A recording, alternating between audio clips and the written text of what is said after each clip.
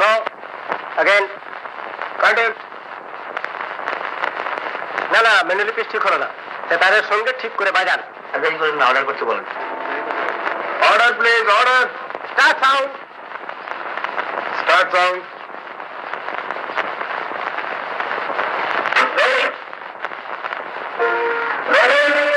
একটি প্রেমের জন্ম, song number 5, take 4। All quiet, musician ready, singer, rhythm. 1 1 2 3 4 start.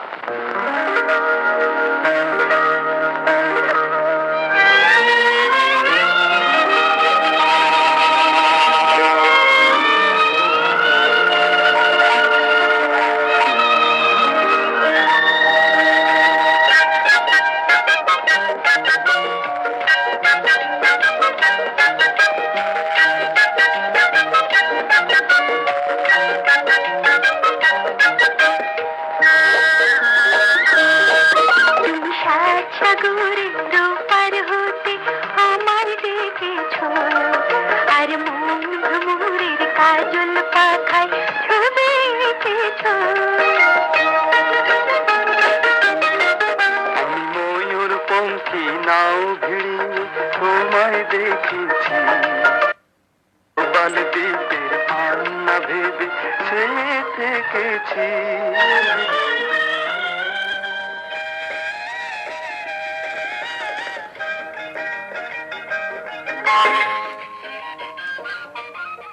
শুভেচ্ছা শুভেচ্ছা শুভেচ্ছা এবং শুভ অসময় সকলে যারা শুনছেন বা একটু পরে সংযুক্ত হবেন, সবাইকে আমি নিষিক্ত লাইভ পেজের পক্ষ থেকে একটা অভিনন্দন এবং ভালোবাসা জানাচ্ছি। আশা করি যে যেখানে যে অবস্থায় আছেন ভালো আছেন। এই 7 চক্রের আলোচনায় আজকে আপনারা চলে এসেছেন। 7 চক্রের আলোচনা না তো, আজকের আলোচনার টাইটেল তো 7 পাকে বাধা। কেন লাকি নাম্বার 7 বা 7 ধরা হয়? কেন সনাতনীরা যে বিয়ে করে বা বিয়ে প্রথা, সেখানে 7 পাক ঘুরতে হয়? কেন কাবায় 7 বার চক্কর দিতে হয়? কেন সাফা মারোয়াতে 7 বার দৌড়াতে হয়? কেন দোজকের 7টি স্তর থাকে? কেন সপ্তাহের 7টি দিন? কেন যুদ্ধে যারা শহীদ হবে তাদেরকে বেহেশতে 7-এর গুণিতক হারে 70টি হুড়ি দেওয়া হবে? 7-এর এত বারবারন্ত কেন? কেন সপ্তাহে 7 দিন হয়? কেন 8 দিন হয় না? কেন 8 দিন হলে সমস্যা কী ছিল? 10 দিনের সপ্তাহ হলে সমস্যা কী ছিল? কে বলেছে 7 দিনেই সপ্তাহ হতে হবে? কেন 7 আসমানের উপরে আল্লাহ থাকেন? কেন 70 আসমানের উপরে থাকেন না, 17 আসমানের উপরে থাকেন না, বা 25 আসমানের উপরে থাকেন না, বা 5 আসমানের উপরে থাকেন না? কেন 7 চক্রে বিয়ে করতে হয়? কেন 7 চক্রে তাওয়াফ করতে হয়? কেন 7 চক্রে সাই করতে হয়? এই যে 7-এর বাধা, এই যে 7-এর পাক, এর পিছনে মূল কারণ কি?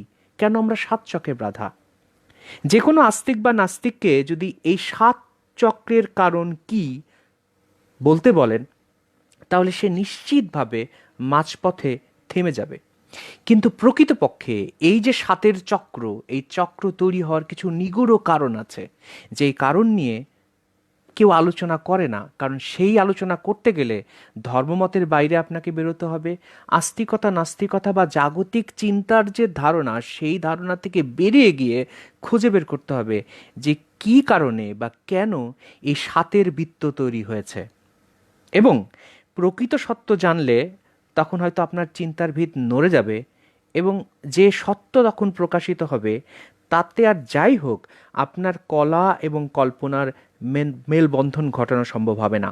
কারণ সেই সত্য নগ্ন, এবং মানুষকে সত্য নগ্ন তথ্য ক্ষুদ্রতার কথা মনে করিয়ে দেয়, এবং সেই মনে করিয়ে দেয় হয়তো 7 থেকে 700 বার।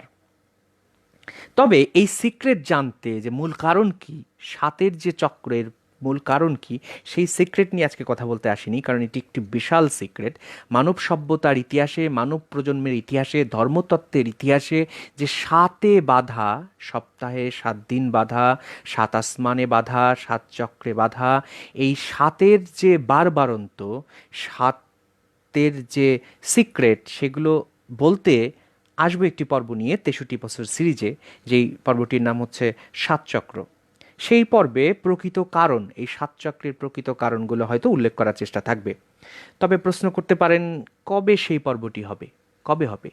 এর উত্তর হচ্ছে আমি জানি না কবে হবে, কারণ কোনো বাধ্যবাধকতা নেই। যখন মন চাইবে করে ফেলবো, ব্যাপারটা অনেকটা এইরকম। ততদিন পর্যন্ত অপেক্ষা করা ছাড়া বিকল্প কোনো বুদ্ধি আপনাদের জন্য আছে বলে আপাতত আমার মনে হচ্ছে না।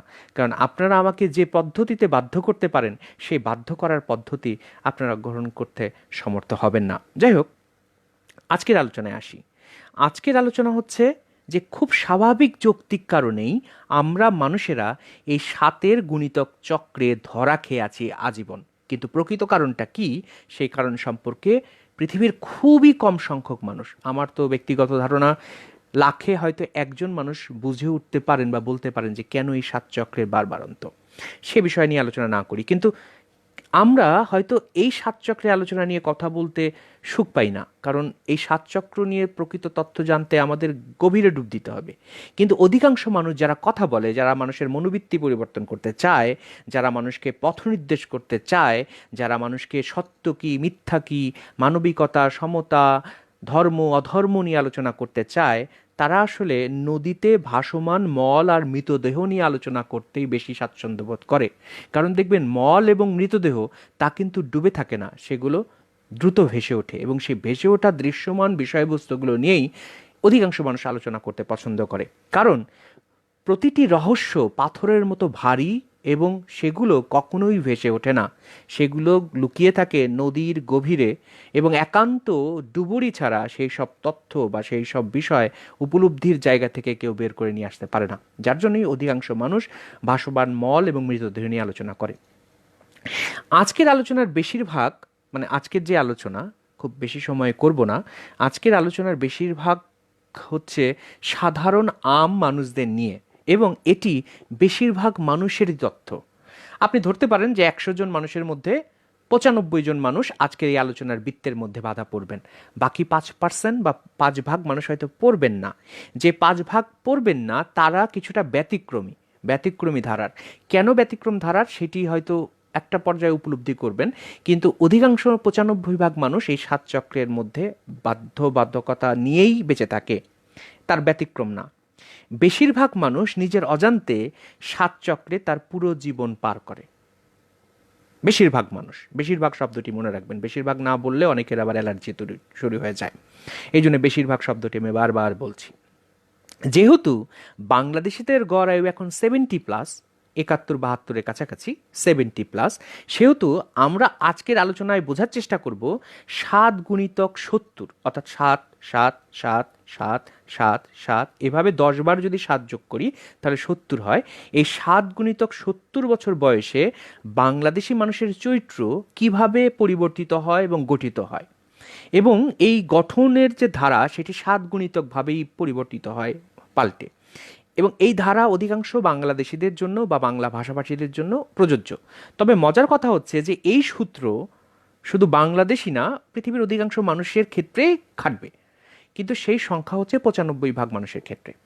তো 7 যদি নিয়ে শুরু করি 70 পর্যন্ত যাই, তাহলে 10 বার আমাকে 7 করে ভাগ করতে হবে। প্রথম 7 হচ্ছে 0 থেকে 7।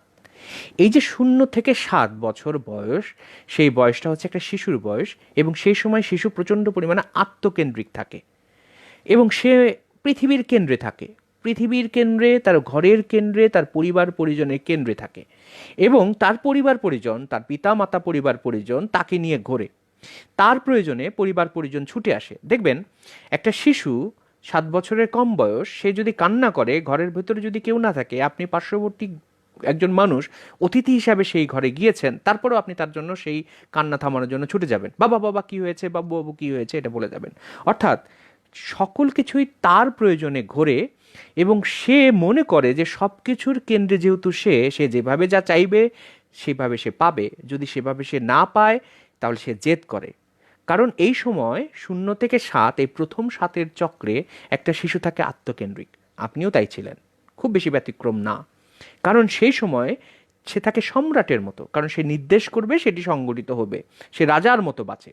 সে মনে করে যে তার জন্যই সূর্য ওঠে, তার জন্যই চাঁদ ওঠে, এবং 7 বছর পর্যন্ত প্রতিটি মানুষ, আপনি আমি সবাই, প্রতিটি মানুষ থাকে হচ্ছে প্রবল পরিমাণে আত্মকেন্দ্রিক এবং আত্মপ্রেমী। এবং মজার কথা হচ্ছে 7 বছর, 0 থেকে 7 বছরের শিশুরা থাকে হচ্ছে নিজেকে নিজে নিয়ে সন্তুষ্ট। 0 থেকে 7 বছর বয়সের যে কোনো শিশুকে আপনি এমন কোনো কিছু ধরিয়ে দিবেন, সে যদি তার মধ্যে একবার ঢুকে যায় তাহলে সে নিজের মধ্যে নিজেই থেকেই সন্তুষ্টি লাভ করতে পারবে। কিন্তু যখনই আপনি প্রথম 7 থেকে দ্বিতীয় 7-এর চক্রে চলে যান, মানে 8 থেকে 14 বছরের চক্রে চলে যান, তখনই আপনার চরিত্রের একটা ব্যাপক পরিবর্তন ঘটে। অর্থাৎ 8 থেকে 14, দ্বিতীয় 7, পরের 7 বছরে আপনি কেন্দ্র থেকে বেরিয়ে যান। অর্থাৎ যখন আপনি বিশ্ব মহাবিশ্বের কেন্দ্র ছিলেন বলে মনে করছেন, সেই কেন্দ্র থেকে আপনি বেরিয়ে যান এবং আপনি হয়ে যান সন্দেহবাদী এবং প্রশ্নকারী। পরের 7 বছরে আপনি সন্দেহবাদীতে পরিণত হন এবং প্রশ্নকারীতে রূপান্তরিত হয়ে যান। সবাইকে আপনি প্রশ্নবাণে জর্জরিত করতে থাকেন। এটা কি, ওটা কি, এটা কেন, ওটা কেন, এটা কিভাবে হলো, ওটা কিভাবে হলো, এখানে কি থাকে, ওখানে কি থাকে, আমি কোথা থেকে এলাম, গাছ কেন সবুজ, পানি কেন এরকম, বরফ কেন ঠান্ডা, আগুন কেন গরম। পৃথিবীর সকল বিষয়ে দ্বিতীয় 7-এ আপনি কৌতূহলী হয়ে পড়েন। ব্যাঙ টিকটিকি হত্যা করেন এবং ভেতরটা কেটে দেখতে চেষ্টা করেন ভেতরে কি আছে। পুতুল, রেডিও, ঘড়ি, খেলনা খুলে দেখার চেষ্টা করেন, খুলে ভেঙে দেখার চেষ্টা করেন ভেতরে কি হয়। অর্থাৎ আপনি সকল রহস্য জানতে চান।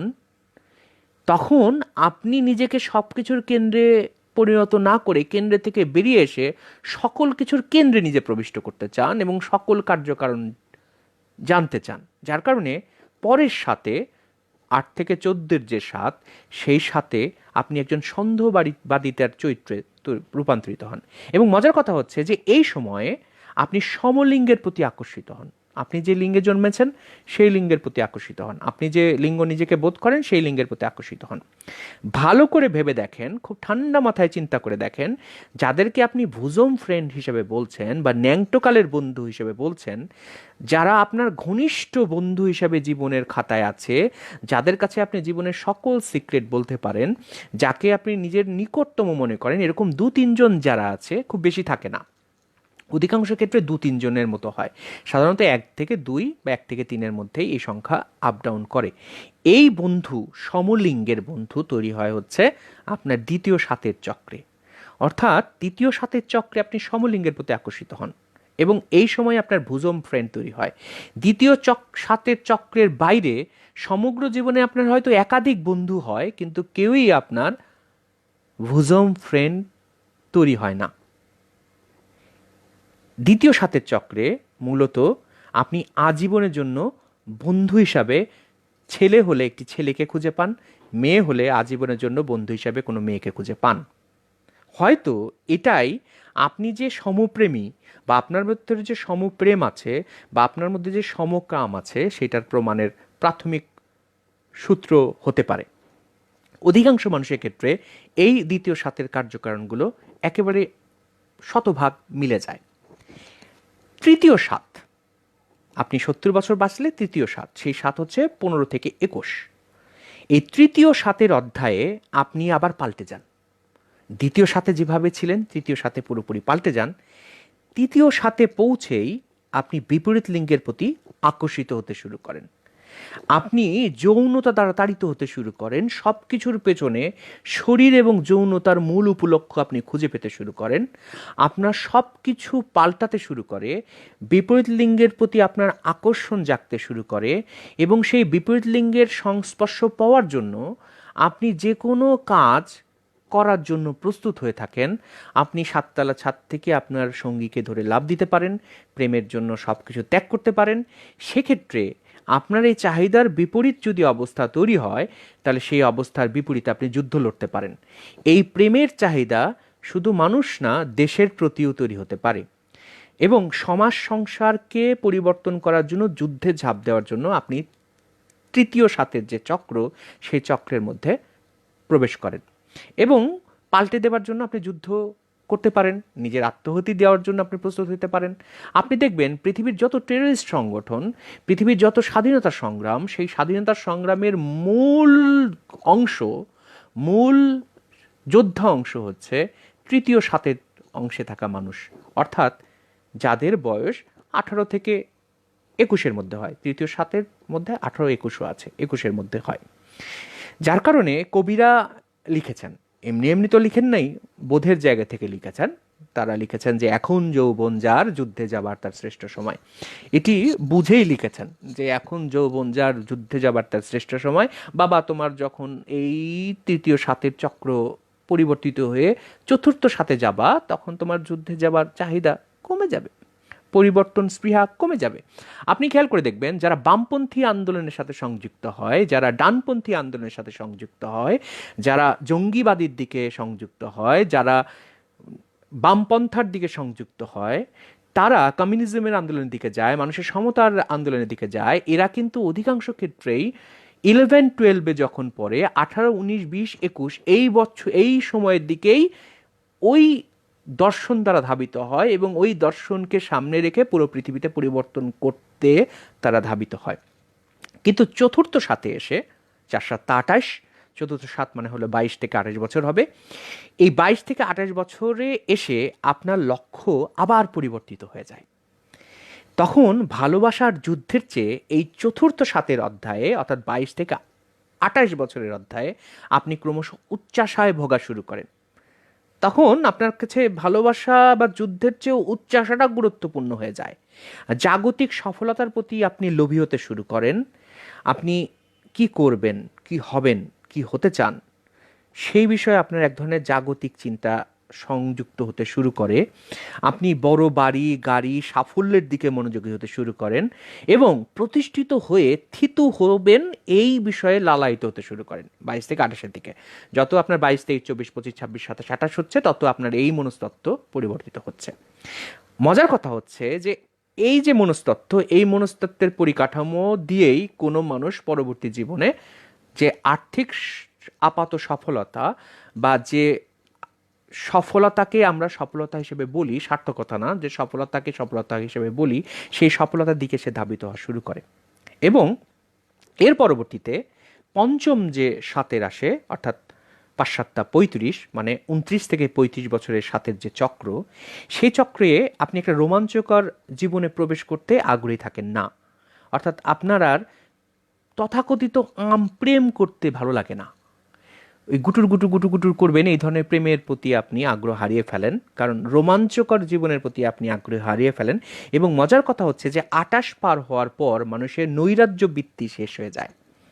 এই পেজেও একজন বালক আছেন, নাম বলছি না যেহেতু লাইফটা থেকে যাবে, যার মধ্যে এখন যে নৈরাজ্য মনোবৃত্তি আছে, অ্যান্টিন্যাটালিস্ট মনোবৃত্তি আছে, এই মনোবৃত্তি হচ্ছে তার বয়সজনিত কারণে মনোবৃত্তি। 28 বছর যখন পার হয়ে যাবে না, তখন দেখবেন তার এই নৈরাজ্য মনোবৃত্তি ধীরে ধীরে উধাও হয়ে যাচ্ছে, ভ্যানিশ হয়ে যাচ্ছে। কারণ তখন তার চৈতন্যের বিকাশ ঘটা শুরু করে 28 বছরের পর। এবং এই চৈতন্যের বিকাশের সাথে সাথে 28, 29, 30, 31, 32, 33, 34, 35 এই সাতের চক্রে আপনি বুঝতে শুরু করেন যে আপনার জীবনে অনেক ইচ্ছা পূরণ হবে না, অনেক ইচ্ছা পূরণ করা সম্ভব না। যা আপনি পেলেন বা যা আপনি অর্জন করতে পারলেন, ক্রমশ সেই বিষয়টা নিয়ে আপনাকে স্থায়ী হতে হবে, স্থির হতে হবে। এবং কোথাও না কোথাও প্রেম করে না হোক, একজন প্রেম করে যদি সঙ্গী অর্জন না করতে পারেন, আপাত বিবাহ করে হলেও আপনাকে কোথাও শেকড় গজিয়ে বসতেই হবে। এবং সেই সময় আপনার মধ্যে একটা শেকড় গড়ার মনোবৃত্তি তৈরি হয়। এটি হচ্ছে পরবর্তী যে ধাপ, সেই ধাপে আপনার 28 থেকে 35-এর মধ্যে হয়। এর পরবর্তী যে আর একটা স্ট্যাটা আসে, 27 বছরের স্ট্যাটা, সেই স্ট্যাটাটা হচ্ছে একটি গভীর স্ট্যাটা, অর্থাৎ 35 পার হওয়ার পরের স্ট্যাটা, যেটি হচ্ছে 36 থেকে 42। এই সময়ে আপনি জীবনের ঠিক মধ্যভাগে পৌঁছে যান, আপনি চূড়ান্তভাবে মধ্যভাগে পৌঁছে যান এবং আপনি একটি স্থায়ী বৃক্ষে পরিণত হয়ে যান। এর আগ পর্যন্ত 35 পর্যন্ত আপনি শেকড় গজিয়ে বসার যে ইচ্ছা পোষণ করছিলেন, সেই শেকড় গজিয়ে আপনি স্থায়ী বৃক্ষে রূপান্তরিত হয়ে যান এবং আপনি জীবনের ঠিক মধ্য অংশে আছেন। 35 পার করে ফেলেছেন, 36, 37, 38, 39, 40, 41, 42। এই সময় থেকে আপনি প্রবল পরিমাণে ক্ষয়িষ্ণু হতে থাকেন। আপনি বিপ্লব ভুলে যেতে থাকেন, স্কুল কলেজের বামপন্থা ভুলে যেতে থাকেন। আপনি যদি ডানপন্থী হন, সেই ডানপন্থী মনোবৃত্তিও ভুলে যেতে থাকেন।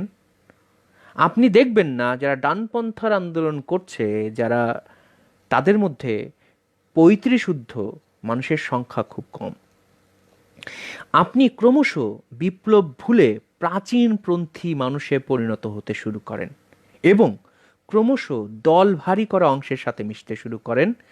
সকল সমস্যার সমাধান খুঁজে পাওয়ার জন্য সংস্কৃতির দিকে মনোযোগী হতে শুরু করেন, অথবা অতীতের কোনো ধর্মগ্রন্থগুলোতে আপনি মনোযোগী হতে শুরু করেন। আইন আদালত মানতে শুরু করেন, রাষ্ট্র এবং ধর্মের বিষয়ে ক্রমশ নিজেকে সঁপে দিতে শুরু করেন, বেশি খেতে শুরু করেন, ফুলতে শুরু করেন এবং জমতে শুরু করেন। এই স্ট্যাটাতে 36 থেকে 42 বছর বয়সে আপনার এই পরিবর্তনের সূচনা ঘটে। আপনি ক্রমশ প্রথাগত সকল আইন কাঠামো, প্রথাগত যত সংস্কৃতি কাঠামো বা ধর্মীয় কাঠামোর মধ্যে নিজেকে সঁপে দেওয়ার জন্য প্রস্তুতি নিতে শুরু করেন।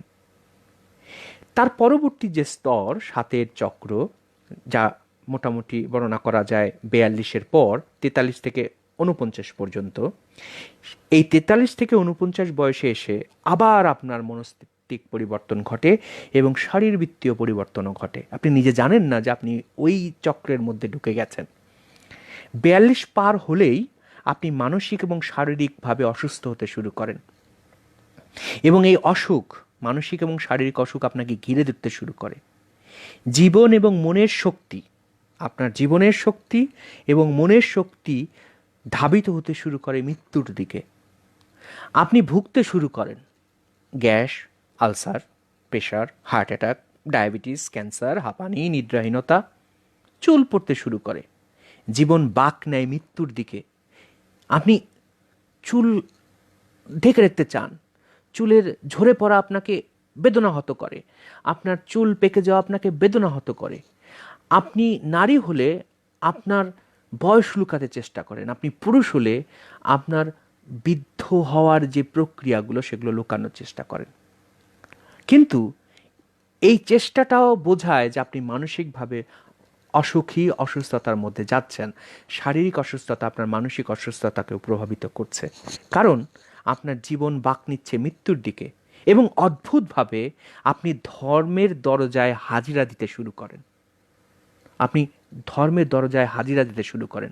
ধর্ম আপনার কাছে গুরুত্বপূর্ণ মনে হতে শুরু করে, কারণ ভালো করে ভেবে দেখবেন, এই বিশ্ব চরাচরে যত কিছু আছে, যত দর্শন, যত তথ্য, যত আলোচনা, যত বিজ্ঞান, যত অবিজ্ঞান, যত কিছু আছে, তার মধ্যে কোনো কিছুই আপনার মৃত্যুর সংযুক্তি নিয়ে আলোচনা করে না, যে আলোচনা আপনাকে মনস্তাত্ত্বিকভাবে এক ধরনের মনোরক্ষার অনুভূতি দিতে পারে। একমাত্র ধর্মই মৃত্যুর সাথে সংযুক্তি নিয়ে কথা বলে। একমাত্র ধর্মমতই মৃত্যুর সাথে সংযুক্তি নিয়ে কথা বলে। এর বাইরে কোনো দর্শন বলে না, কোনো আইন বলে না, কোনো নাস্তিকতা বলে না, যা আপনার মন রক্ষা করতে পারে মৃত্যুর সাথে সংযুক্তি নিয়ে।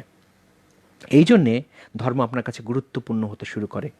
বড় বামপন্থীর মানুষ সে কাশীগয়া, বৃন্দাবন, কাবায় যাওয়া শুরু করেন, চার্চে যাওয়া শুরু করেন।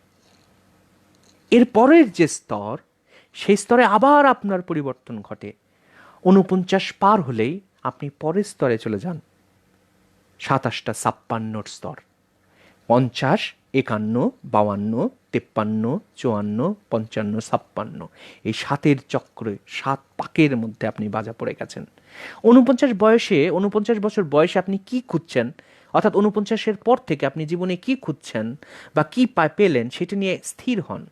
পরের 7 বছরে, মানে 50, 51, 52, 53, 54, 55, 56, এই 7 বছরে আপনার মধ্যে দায় এবং পাপ মুক্তির বোধ আসতে শুরু করে। আপনার মধ্যে দায় চাপতে শুরু করে, পাপ মুক্তির বোধ আসতে শুরু করে, বিপরীত লিঙ্গের প্রতি আপনার আগ্রহ কমতে শুরু করে, কারণ যৌনতায় আপনি তখন পাপ খুঁজে পেতে শুরু করেন। যৌনতা তখন আপনার কাছে অন্যায় মনে হয়, পাপ মনে হতে শুরু করে। দান দক্ষিণা করতে শুরু করেন, নিজেকে ক্রমশ ফেরেশতা তৈরি করার দিকে ধাবিত করতে শুরু করেন। সকল অন্যায় বিগত সময়ের করে আসাকে অতিক্রম করে নিজেকে দাড়ি রাখতে শুরু করেন, তিলক পরতে শুরু করেন এবং নিজেকে ফেরেশতা হিসাবে মহামানব হিসাবে প্রকাশিত করার দিকে নিয়ে যাওয়ার চেষ্টা করেন। এটি ঘটে 50 থেকে 56-এর 7 চক্রে। কিন্তু 56 পেরোলে আবার কিছুটা বদল ঘটে যায় আপনার। এই যে পূর্ববর্তী চক্র 50 থেকে 56, যেখানে আপনি যৌনতায় পাপ খুঁজে পাচ্ছিলেন এবং নিজেকে ফেরেশতা তৈরি করার মনোবৃত্তির মধ্যে যাচ্ছিলেন, পরবর্তী 7 চক্রে 56 পেরোলে যে চক্র আসে, 57, 58, 59, 60, 61, 62, 63, 7 নং 63, এই 7-এর যে চক্র আসে, সেখানে আবার কিছুটা আপনার বদল হয়। হঠাৎ আপনি কিছুটা বিপ্লবী হয়ে ওঠেন। মরে যাবার আগে আপনার সব কিছু আবার নতুন করে পেতে ইচ্ছা করে, আপনার ভ্রমণ করতে ইচ্ছা করে, আবার বৃত্ত ভেঙে জীবনটাকে দেখতে ইচ্ছা করে, জীবনের সকল না পাওয়া আশাগুলোকে ছুঁয়ে যেতে ইচ্ছা করে, নবযুবতীকে জড়িয়ে ধরতে ইচ্ছা করে, অথবা নবযুবককে, নারী হলে, চুমু খেতে ইচ্ছা করে। হয়তো কিছুটা নতুন অভিজ্ঞতার লোভে নিজের বিবেকের কাছে এই অভিজ্ঞতাগুলো নিতে গিয়ে আবার কিছু পাপ জমিয়ে ফেলেন আপনি। তারপর এই 57, 58, 59, 60, 63, 61, 62, 63-তে গেলেই আবার আপনি ধীরে ধীরে পুরাতন বৃত্তে ফিরতে শুরু করেন এবং ধর্ম আর মৃত্যুর রহস্যের যে সুলক সন্ধানে ব্যস্ত হয়ে যান। শেষের যে 7, অর্থাৎ যে 7কে আমরা বলবো এই 70-এর 7-এর গুণিতকের যে আলোচনা, 7 পাকে বাধার যে আলোচনা, সেই আলোচনার শেষের 7, 64 থেকে 70, 64, 65, 66, 67, 68, 69, 70, 63 পেরোলে মানুষ আবার মৃত্যু ভয়ে কাতর শিশুতে রূপান্তরিত হতে শুরু করে। আপনার মধ্যে মৃত্যু ভয় চলে আসে, আপনি কাতর হতে শুরু করেন এবং কাতরতা আপনাকে শিশু সুলভ করতে শুরু করে। ভীতু হয়ে পড়ে মানুষ, চুপচাপ থাকতে শুরু করে সে, ক্রমশ নিজেকে নিয়ে যেতে শুরু করে মাতৃগর্ভের নিকটে, যে গর্ভে যেতে তার ভয় হয়। কিন্তু এখন আর সে নিজেকে মহাবিশ্বের কেন্দ্রে ভাবতে পারে না। সে নিজেকে তুচ্ছ, নগণ্য, পাপী, নরাধম আর অপরাধী ভাবতে শুরু করে। দিন এভাবেই যেতে থাকে। মানুষ 70 পেরোলে কেবল সমাপ্তির অপেক্ষা করে ভয় আর নিশ্চুপ কৌতূহল নিয়ে। সে না বলতে পারে, না সইতে পারে। আপনি যিনি এই লাইভটি শুনছেন, আপনার বয়স কত আমি জানি না, তবে এটুকু জানি, আপনি যতই চেষ্টা করেন না কেন, আপনি যতই বুদ্ধিমান হন, যতই আপনার কগনিটিভ ডেভেলপমেন্ট হোক, এই 7 চক্রের ভূত থেকে কোনোভাবেই পুরোপুরি আপনি বের হতে পারবেন না। কোনো আস্তিকতা, নাস্তিকতা আপনাকে এই চক্রভূ থেকে বের করে নিয়ে আসতে পারবেন না। আমি আবার বলছি, সচেতনভাবে বলছি, কোনো আস্তিকতা, নাস্তিকতা আপনাকে এই 7 চক্রের চক্রভূ থেকে বের করে নিয়ে আসতে পারবে না, যদি না আপনার নির্বাণ প্রাপ্তির বোধোদয় হয়। আপনি যদি জীবনের চূড়ান্ত সকল অনুভূতি, সকল বিন্যাস, সকল স্তর, সকল 7 পাকে বাধার কারণগুলো বুঝে উঠতে না পারেন, তাহলে এই চক্র থেকে কোনো আস্তিকতা, নাস্তিকতা আপনাকে বের করতে পারবে না। শুধুমাত্র একান্ত নির্বাণ প্রাপ্তি আপনাকে হয়তো সেই বোধোদয় দিতে পারে। কিন্তু প্রশ্ন করতেই পারেন, কিভাবে এই চক্রভূ থেকে বের হবার বোধ লাভ করা যায়, কিভাবে নির্বাণ লাভ করা যায়? কঠিন, অনেক অনেক অনেক কঠিন। সেই সূত্র আবিষ্কার করতে পারে হয়তো কোটিতে একজন। হয়তো লালন পেরেছিলেন, হয়তো গৌতম বুদ্ধ পেরেছিলেন, হয়তো পৃথিবীর হাতে গোনা গুটি 20 মানুষ পেরেছিলেন, হয়তো আরও কিছু মানুষ পেরেছিলেন। কিন্তু সেই সংখ্যা কোটির কাতারে 1, কোটির কাতারে 1। কিন্তু তারপরও উপায় আছে, উপায় নেই তা না, কিন্তু সেই উপায়, সেই নির্বাণ প্রাপ্তির উপায় যখন আপনার জীবনের সকল 7 চক্রকে ভেঙে দেবে, 7-এ বাধা যে পাক, সেই বাধাকে ভেঙে দেবে, শেকলকে ভেঙে দেবে, তখন আর আপনি জাগতিক সকল মানুষের কাছে স্বাভাবিক মানুষ থাকবেন না। আপনাকে সবাই পাগল ভাবতে শুরু করবে, সবাই বলবে একে দিয়ে কিছু হবে না, সবাই আপনাকে স্বাভাবিক, তাদের যে আপাত চিন্তা, আপাত স্বাভাবিক চিন্তা, তার বাইরে বের হওয়া একজন নষ্ট হয়ে যাওয়া, পচে যাওয়া, গলে যাওয়া মানুষ হিসেবে চিন্তা করবে। কিন্তু প্রকৃত সত্য এই, আপনি সেই মানুষে রূপান্তরিত হবেন যদি এই নির্বাণ প্রাপ্তির বোধ আপনার আসে, যে মানুষটি এমন একটি বাসের মধ্যে আছে, যে বাসে 50 জন যাত্রী, 50 জনই ড্রাইভার, সবাই ড্রাইভ করতে পারে, কিন্তু শুধুমাত্র আপনি একা মাতাল নন, বাকি সবাই মদ খেয়ে মাতাল, কিন্তু আপনি মাতাল নন, আপনাকে ড্রাইভ করতে দেওয়া হচ্ছে না। যে অনুভূতি হয়তো লালনের ছিল, হয়তো বুদ্ধের ছিল, হয়তো আমারও কিছু কিছু কিছু কিছু হচ্ছে, পুরোটা না। কোনো একদিন কিভাবে এই চক্রভূ থেকে বের হওয়া যায় তার বোধ আলোচনা নিয়ে চলে আসব। কোনো একদিন, কোনো এক সময় হয়তো চলে আসব। ততদিন 7 চক্রে বাধা থাকুন, 7 পাকে বাধা থাকুন। শুভকামনা জানিয়ে শেষ করছি। সবাই ভালো থাকবেন।